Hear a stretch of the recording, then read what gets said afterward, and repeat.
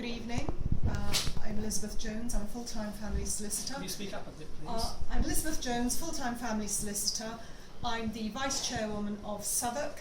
I have actively campaigned for UKIP from 2010 to now. I've been in a general election, the GLA, 3 by-elections and the European Parliament election this year. So I'm a seasoned campaigner, and tonight our campaign to win this constituency must begin. Now the Croydon North presents a rather serious selection of problems. We have a significant unemployment problem, it's 8.2%. We have to factor ideas as to how we're going to attract the electorate to vote for us. As you're aware, Croydon now has Tech City.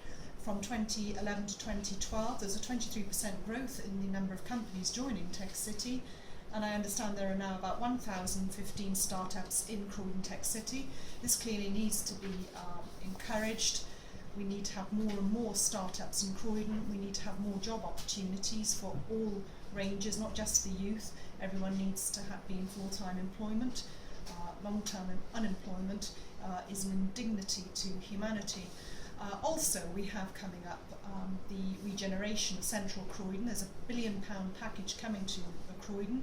That's going to result in about 600 new homes and about 5,000 jobs, and we've got to manage that and ensure that that does not cause any disruption to this constituency, and that we get the maximum advantage out of that situation.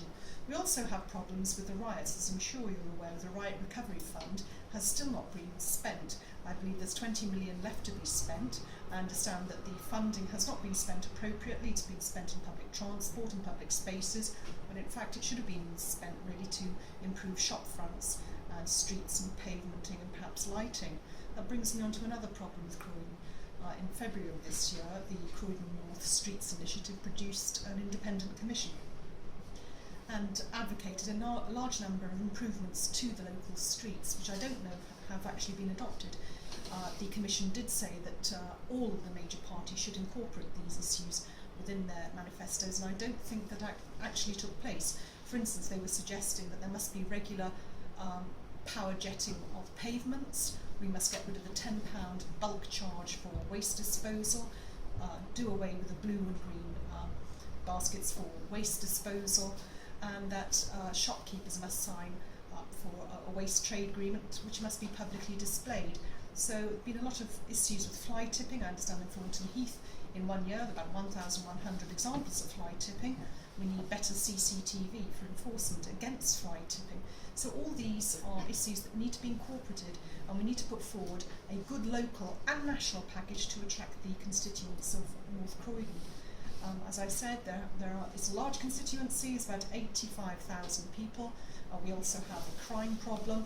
In Thornton Heath, just in 1 month in June of this year, there are about 800 recorded crimes, as opposed to Norbury, about 400 reported crimes. So we've got a crime issue to consider. I know that the police in the local area have recently started a poster campaign whereby they say that they've introduced 67 more officers in the local area, and that they claim...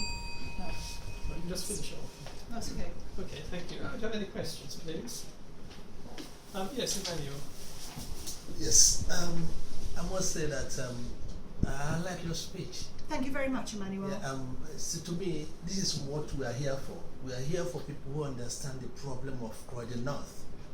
We are not here for a one-party system out of the EU. Having said that, my question to you is, critics believe that UKIP policy on fracking will lock the United Kingdom in a high carbon future. Emmanuel, can I just pause there? Can everyone hear that clearly? Yeah, I can take it again. Make it clear. Yeah. The question is, critics believe that UKIP policy on fracking will lock the United Kingdom in a higher carbon future. Now, do you believe that? And if you do, what do you think is the UKIP policy on fracking? I haven't heard that.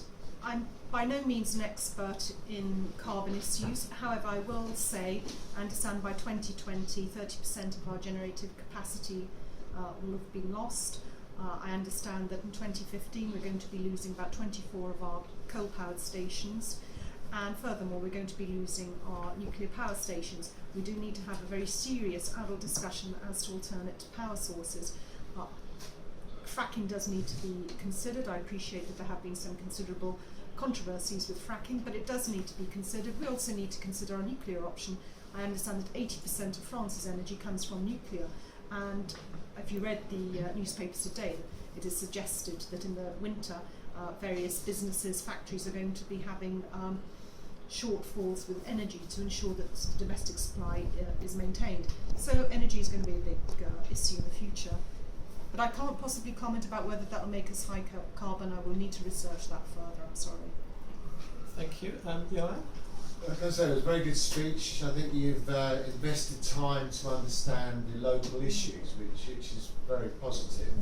But how would you engage with the local party, and how would you manage the campaign for the election? What would be your strategy? Well, my strategy would be, I'd have to have, for a start, I'd want to have an ideas meeting. We need to have strong, clear ideas. We need a clear message to go out to the constituency. I'd have to get to know the members. I'll be frank with you, I am the vice chairwoman of Southwark. I don't have a position in Croydon North. I live in Clapham, I live in Lambeth, and it takes me about 30 to 40 minutes to get here. So I do have practical issues with with managing time and actually travelling to and from branch meetings. So that may well actually be an issue, yes. Could you just say how you assess the party's performance in the Croydon North by-election, and what lessons might be learned from that campaign? I think that Croydon North's performance was good. Could you speak up? I consider that Croydon North's performance was good. We achieved 4%. I don't know, we didn't get the deposit back, but it's 1,700 votes. In 2010, we only had 1.7%, so it's a slow but sure progress. And I understand in the London Assembly elections in 2012, this area did very well indeed. But that's probably largely to do with the Winston brand. Thank you. Another question, please. Ratty? Elizabeth, everyone gave us a printout. Obviously, you did mention that you couldn't do that, but we don't know who you are. So can you tell us a bit about yourself, how old you are, why did you're a solicitor, I understand, why did you come into politics? And could you just add to that something about your campaign experience on behalf of the party? Righto. I have a great deal of campaign experience for the party. I contested the West Norwood Dulwich election, general election 2010. In 2012, I contested West Central London Assembly election. 2013, I contested 3 by-elections. They were Brixton Hill, Tulse Hill, Vassal Ward. 2014, I contested the European Parliament election and the Ferndale local election. So I've done a great deal. I've also assisted with other campaigns. I assisted with Diane James' campaign. As I said earlier, I was involved with the Westminster City Council parking campaign. I was also active in the anti-military intervention Syrian campaign. So I've done a great deal of campaigning. I understand the difficulty. Could I just cut? You've had about 1 minute. Ratty actually asked us a question, and as a supplementary, could you just address Ratty's question, please? Oh, right, well, I thought it was... Sorry, No, because we know about your campaign, Yes. but we don't know about you. Oh, like right. all the candidates here, we know whether they're married, they're single, they have children, something about themselves, but we don't know about you. We Right, know about okay. all the campaigns. Okay, well, I live in Clapham. I'm single. I don't have any children. I very much enjoy the arts. I go to the theatre, classical music concerts regularly, and the opera when I can. I've attended quite a few of the proms concerts, and I'm a firm believer in the business of entertainment. I think if you look at the stats, there are more people apparently in this country who go to theatre than go to football matches, and I think that's a fact that's often ignored. And I think that really entertainment is something we do really need to plough our energies into as a business model. Yes, you please. Elizabeth, very impressive presentation. Are you on the side of the motorist? Of course, I drive everywhere. I drove here tonight. That's why I was very involved against the Westminster City Council parking campaign, because they were seeking to ban parking, well, not ban, but considerably curtail parking in Zone 1.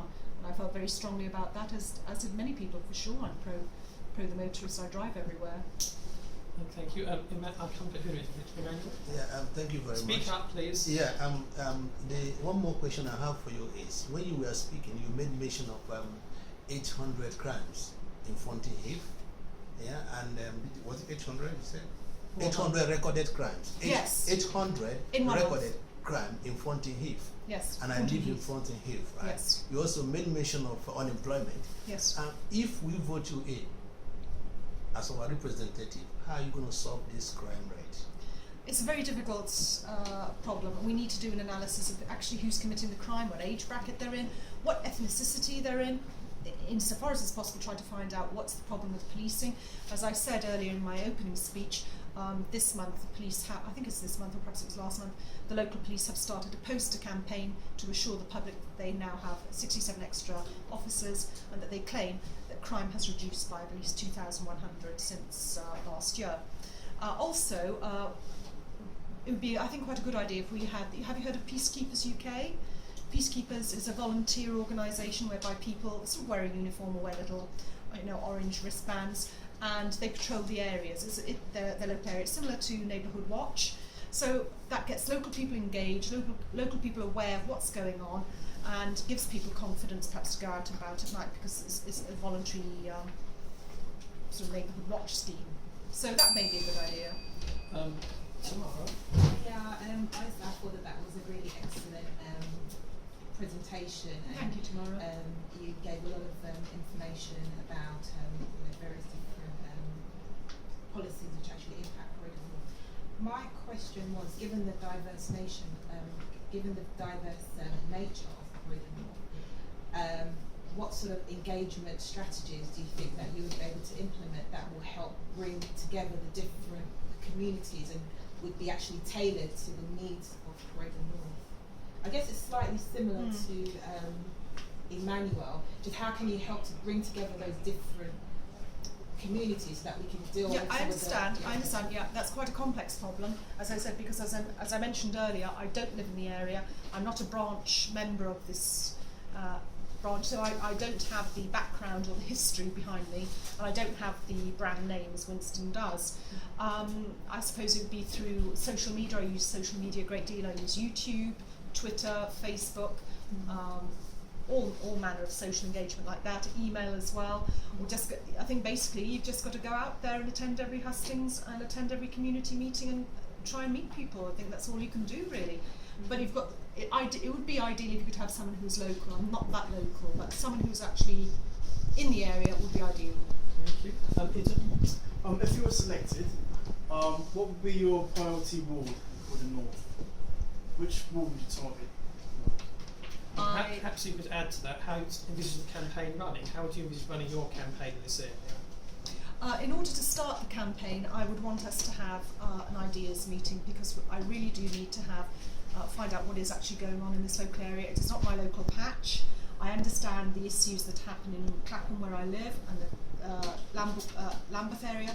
I understand the issues that are happening in Southwark, because I was very involved in that campaign there. So really I would need to get bedded in and meet the members to find out what exactly the issues are. And how come you ended up at Southwark?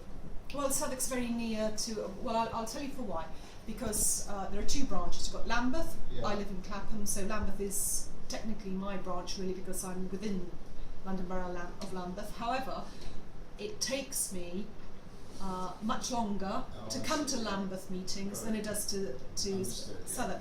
For me to get to Southwark, it's about 20 minutes. For me to come to these meetings can take about an hour. So the time factor was it's just simply a lot easier. Tomorrow? Yeah, I thought it was fantastic that you are that you enjoy arts. I think that that is really good. It's a great way of bringing out creativity. What sort of schemes do you think maybe you could implement in Croydon? I think that's arts and it's fantastic for youth and just generally everybody. So I was really excited to actually hear about that. What do you think you can maybe do to maybe bring together some more arts and creative schemes to Croydon? Well, again, I'll have to do research with the local branch members to find out what is actually available. I know for a fact that the Royal Opera House has an arrangement with Gravesend, whereby they're trying to encourage the local youngsters in Gravesend to engage in opera. not just as an audience, but to actually sing in opera. And because you can appreciate that's a fantastic life skill to be able to sing at that level. Singing is very important, gives youngsters such great confidence and an ability perhaps to read music, and also to tap into your culture. It's very important. So I'm very supportive of the performing arts. How we would go around that, again, we'll need further research. Peter Kirby? No. Oh, sorry, okay. I'm just going to, one thing you might like to say. In terms of election campaigns, obviously we need money. What kind of money would you be able to bring to the campaign? How do you propose to raise funds? Well, I mean, all I could do is probably pay my own parliamentary deposit, the 500. As for funds, again, it depends. I think we would need to work out what the campaign may actually cost, I presume, in terms of leafleting, whether we're going to be having hustings meetings. So again, that would have to be for future arrangement. I'm sure Winston's probably got it all worked out with Marion, but I don't have the budget all planned out. Okay. Well, thanks very much, Elizabeth. Thank you. That's very Thank you very interesting. much.